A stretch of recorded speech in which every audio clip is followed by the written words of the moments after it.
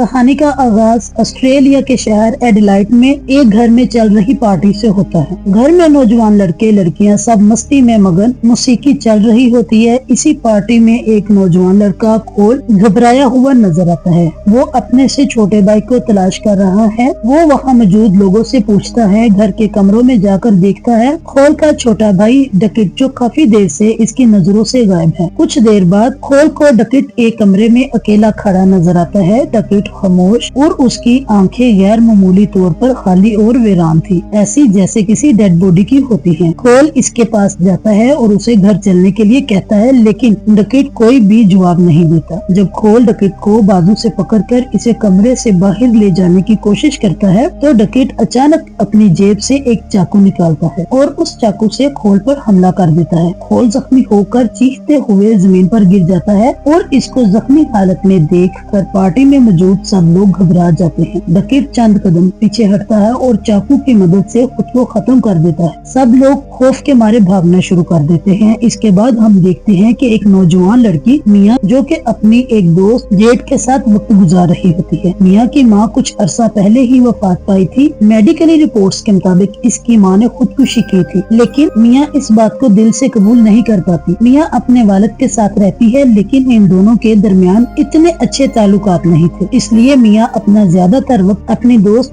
Z اور اس کے خاندان کے ساتھ گزارتی ہے۔ جیڈ کا چھوٹا بھائی رائلی جو کہ میاں کو پسند کرتا ہے، اور پھر ہم دیکھتے ہیں کہ نوجوانوں کا ایک گروپ جو کہ ایک گھر میں جمع ہوتا ہے۔ اس محفل میں جوس نامی ایک لڑکا کسی ڈیڈ باڈی کا ایک ہاتھ لے کر آتا ہے، ایک انسانی ہاتھ جسے کیمیکلز کے ذریعے محفوظ کیا گیا ہوتا ہے۔ وہ سب اس ہاتھ کو ایک موم بتی کے پاس رکھتے ہیں اور سب اس کے گرد بیٹھ جاتے ہیں۔ وہ سب ایک دوسرے سے بات کرتے ہیں کہ یہ ہاتھ مرے ہوئے لوگوں سے رابطہ کرنے کے لیے استعمال کیا جاتا ہے۔ ان میں سے ایک لڑکا سب کو طریقہ سمجھاتا ہے کہ پہلے ہاتھ پکڑنا ہے، پھر ٹاک ٹو می کہنا ہے اور اس کے بعد آئی لیٹ یو ان کہنا ہے، اور پھر روح کو زیادہ سے زیادہ 90 سیکنڈ تک جسم میں رہنے دینا ہے۔ اس سے زیادہ دیر کا روح کا جسم میں رہنا بہت زیادہ خطرناک ہو سکتا ہے۔ ایک ایک کر کے سب اس ہاتھ کو پکڑتے ہیں۔ جب ہاتھ پکڑا جاتا ہے تو سامنے مختلف روحیں نظر آتی ہیں۔ کچھ لوگ چیختے ہیں، ان میں سے کچھ گھبرا جاتے ہیں اور کچھ ان میں سے اس تجربے کو مذاق کے طور پر لیتے ہیں۔ اس دوران کئی لڑکے اپنے موبائلز پر ویڈیوز بھی بناتے ہیں، لیکن جب میاں وہ ہاتھ پکڑتی ہے اور ٹاک ٹو می کہتی ہے، اس کے سامنے ایک روح ظاہر ہوتی ہے۔ جب میاں آئی لیٹ یو ان کہتی ہے تو وہ روح میاں کے جسم میں داخل ہوتی ہے۔ میاں کا چہرہ بدل جاتا ہے، آواز مختلف ہو جاتی ہے۔ میاں کا وقت پورا ہونے پر دوسرے لوگ ہاتھ اس سے چھڑا لیتے ہیں اور میاں اپنی اصلی حالت میں واپس آ جاتی ہے۔ یہ تجربہ میاں کے لیے بہت شدید اور حیران کر دینے والا تھا، لیکن وہ خوفزدہ ہونے کی بجائے اپنے اندر تجسس محسوس کرتی ہے۔ پھر وہ دوبارہ ہاتھ پکڑنے کی خواہش کرتی ہے۔ اس بار جب وہ ہاتھ پکڑتی ہے تو اسے ایک ایسی آواز سنائی دیتی ہے جو اس کی مری ہوئی ماں کے جیسی ہوتی ہے، اور یہ آواز میاں سے بات کرتی ہے۔ اگلے دن جیڈ کا چھوٹا بھائی رائلی بھی اس ہاتھ کے بارے میں جان لیتا ہے اور وہ ضد کرتا ہے اس ہاتھ کو پکڑنے کی اور مرے ہوئے لوگوں سے رابطہ کرنے کی۔ جیڈ اور دوسرے لوگ اسے روکنے کی کوشش کرتے ہیں، لیکن پھر رائلی کی ضد کی وجہ سے وہ مان جاتے ہیں۔ رائلی ہاتھ پکڑتا ہے اور وہی الفاظ بولتا ہے، ٹاک ٹو می۔ رائلی جس وقت روحوں سے بات کرتا ہے اس کی حالت اچانک بگڑ جاتی ہے۔ ایک روح رائلی کے جسم پر حد سے زیادہ طاقت کے ساتھ قبضہ کر لیتی ہے۔ 90 سیکنڈ کا مقررہ وقت بھی گزر جاتا ہے، لیکن روح رائلی کے جسم کو چھوڑتی نہیں۔ رائلی کی حالت بہت ہی زیادہ خراب ہو جاتی ہے اور وہ خود کو نقصان پہنچانے لگ جاتا ہے۔ آخر کار دوسرے سب مل کر زبردستی وہ ہاتھ رائلی سے الگ کرتے ہیں۔ رائلی شدید زخمی حالت میں زمین پر گر جاتا ہے۔ اسے فوراً ہاسپٹل لے جایا جاتا ہے، جہاں وہ کومے میں چلا جاتا ہے۔ جیڈ اس واقعے سے بہت زیادہ دکھی ہو جاتی ہے اور میاں خود کو اس واقعے کا ذمہ دار سمجھنے لگ جاتی ہے۔ رائلی کے ہاسپٹل میں داخل ہونے کے بعد اس کی حالت نازک رہتی ہے، وہ ہوش میں نہیں آتا۔ ڈاکٹرز کے مطابق اس کے جسمانی زخموں کے ساتھ ساتھ اس کے دماغ کو بھی شدید نقصان پہنچا ہے۔ جیڈ مسلسل اپنے بھائی کے پاس ہاسپٹل میں رہتی ہے۔ میاں بہت زیادہ پریشان رہنے لگتی ہے اور اکثر اسے کئی جگہوں پر مختلف مناظر نظر آنے لگتے ہیں۔ وہ لوگوں کے جسموں پر पर जख्म देखती है जो हकीकत में मौजूद ही नहीं होते। कई दफा उसे मरे हुए लोग नजर आते हैं जो बिल्कुल आम लोगों की तरह घूम रहे होते हैं। मियाँ को एक औरत की रूह बार बार नजर आती है जो खुद को मियाँ की माँ जाहिर करती है। ये रूह यकीन दिलाती है कि रायली अभी जिंदा है, लेकिन इसे अजियत दी जा रही है। रूह इसे बताती है कि रायली को इस तकलीफ से निजात दिलाने का सिर्फ एक ही तरीका है कि अगर रायली मर जाए तो वो इस अजाब से आजाद हो जाएगा। मियाँ इस बात पर यकीन करने लगती है। मियाँ इन्हीं बातों को सोचती रहती है और बहुत ज्यादा परेशान रहने लग जाती है। इन्हीं सोचों की वजह से वो फिर एक दफा इस इंसानी हाथ के करीब जाती है और रूहों से राब्ता करने की कोशिश करती है। इस दफा इसे और भी ज्यादा डरावने खौफनाक मनाजर दिखाई देते हैं जिनमें रायली को भी अजियत में तड़पते हुए देखती है। मियाँ का यकीन मजीद मजबूत हो जाता है कि रायली को मारकर ही इसे इस अजाब से छुटकारा दिलाया जा सकता है। मियाँ रायली को व्हील चेयर पर बैठाकर हॉस्पिटल से बाहर लेकर आती है। इसका इरादा ये था कि रायली को किसी मसरूफ सड़क पर ले जाकर इसे ट्रैफिक के आगे धकेल देगी, लेकिन बिल्कुल इसी वक्त जेड वहाँ पहुँच जाती है और इसे रोकने की कोशिश करती है और इसी वजह से दोनों में लड़ाई होना शुरू हो जाती है। इसी हाथापाई में मियाँ सड़क पर गिर जाती है और एक तेज रफ्तार गाड़ी मियाँ को कुचल देती है। मियाँ शदीद जख्मी हो जाती है और मौका पर ही दम तोड़ देती है। जेड को इस बात का बहुत दुख होता है, लेकिन रायली कुछ देर बाद ही बेहतर होना शुरू हो जाता है और वो कोमे से बाहर आ जाता है। जेड अपने भाई के साथ ही रहती है। मियाँ अंधेरे में आँख खोलती है। वो खुद को एक ऐसी जगह में देखती है जहाँ वो जिंदा लोगों को देख और सुन सकती है, मगर जिंदा लोग उसे नहीं देख सकते।